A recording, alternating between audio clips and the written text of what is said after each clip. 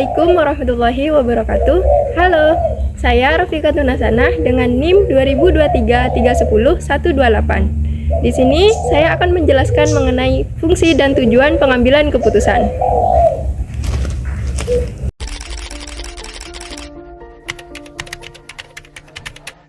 Baik, apa sih fungsi dari pengambilan keputusan itu?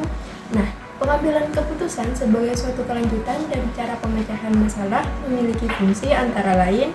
Yang pertama, awal dari semua aktivitas manusia yang sadar dan terarah, baik secara individual maupun secara kelompok, baik secara institusional maupun secara organisasional. Yang kedua, suatu yang bersifat futuristik, artinya bersangkut paut dengan hari depan, masa yang akan datang, di mana efeknya atau pengaruhnya berlangsung cukup lama.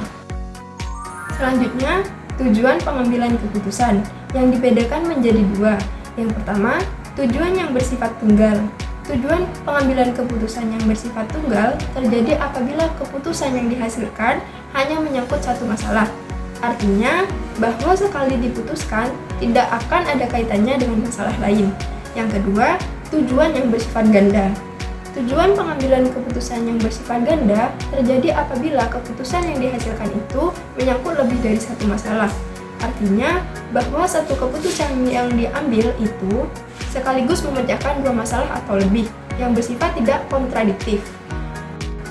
Agar pengambilan keputusan dapat lebih terarah, maka perlu diketahui unsur-unsur atau komponen-komponen pengambilan keputusan, yaitu yang pertama ada tujuan dari pengambilan keputusan, yang kedua identifikasi alternatif-alternatif keputusan untuk memecahkan masalah, yang ketiga perhitungan mengenai faktor-faktor yang dapat diketahui sebelumnya atau di luar jangkauan manusia, yang keempat sarana atau alat untuk mengevaluasi atau mengukur hasil dari suatu pengambilan keputusan.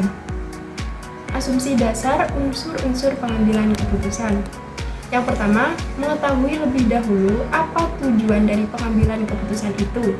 Yang kedua, mengadakan identifikasi alternatif yang akan dipilih untuk mencapai tujuan tersebut. Untuk itu, perlu kiranya membuat daftar macam-macam tindakan yang memungkinkan untuk mengadakan pilihan. Yang ketiga, keberhasilan setiap alternatif keputusan dikaitkan dengan tujuan yang dikehendaki. Ini sangat dikehendaki.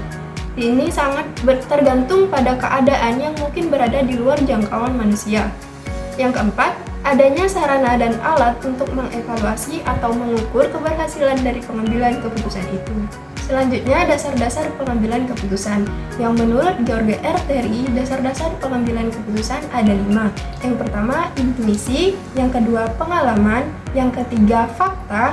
Yang keempat, wewenang. Dan yang kelima, rasional. Dan berikut penjelasan-penjelasan dari poin tersebut. Yang pertama, intuisi, yang merupakan suatu proses bawah sadar atau tidak sadar yang timbul atau tercipta akibat pengalaman yang terseleksi. Pengambilan keputusan yang berdasarkan atas intuisi atau perasaan memiliki sifat subjektif, sehingga mudah terkena pengaruh. Kebaikan pengambilan keputusan berdasarkan intuisi adalah yang pertama, waktu yang digunakan untuk mengambil keputusan relatif lebih pendek. Yang kedua, untuk masalah yang pengaruhnya terbatas, pengambilan keputusan akan memberikan kepuasan pada umumnya. Yang ketiga, kemampuan dalam mengambil keputusan dari pengambil keputusan itu sangat berperan, dan itu perlu dimanfaatkan dengan baik. Nah, kelemahannya, yang pertama, keputusan yang dihasilkan relatif kurang baik. Yang kedua, sulit mencari alat pembandingnya, sehingga sulit diukur kebenaran dan keabsahannya. Yang ketiga, dasar-dasar lain dalam pengambilan keputusan seringkali diabaikan. Kedua, pengalaman. Pengambilan keputusan berdasarkan pengalaman memiliki manfaat bagi pengetahuan praktis, karena pengalaman seseorang dapat memperkirakan keadaan sesuatu, dapat memperhitungkan untung ruginya, baik buruknya keputusan yang akan dihasilkan. Karena pengalaman, seseorang yang menduga masalahnya walaupun hanya dengan melihat sepintas saja, mungkin sudah dapat menduga cara penyelesaiannya. Yang ketiga, fakta. Pengambilan keputusan berdasarkan fakta dapat memberikan keputusan yang sehat, solid, dan baik. Dengan fakta, maka tingkat kepercayaan terhadap pengambilan keputusan dapat lebih tinggi, sehingga orang dapat menerima keputusan-keputusan yang dapat dibuat dengan rela dan lapang dada. Selanjutnya yang keempat, wewenang. Pengambilan keputusan berdasarkan wewenang biasanya dilakukan oleh pimpinan terhadap bawahannya atau orang yang lebih tinggi kedudukannya kepada orang lebih rendah kedudukannya. Pengambilan keputusan berdasarkan wewenang juga memiliki beberapa kelebihan dan kelemahan. Kelebihannya yaitu yang pertama, kebanyakan penerimanya adalah bawahan, terlepas apakah penerimaan tersebut secara sukarela atau terpaksa. Yang kedua, keputusannya dapat bertahan dalam jangka waktu yang cukup lama. Yang ketiga, memiliki otentisitas atau otentik.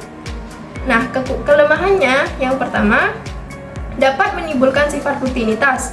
Yang kedua, mengasosiasikan dengan praktek diktatorial. Yang ketiga, sering melewati permasalahan yang seharusnya dipecahkan sehingga dapat menimbulkan kekaburan. Dan yang terakhir, yaitu rasional.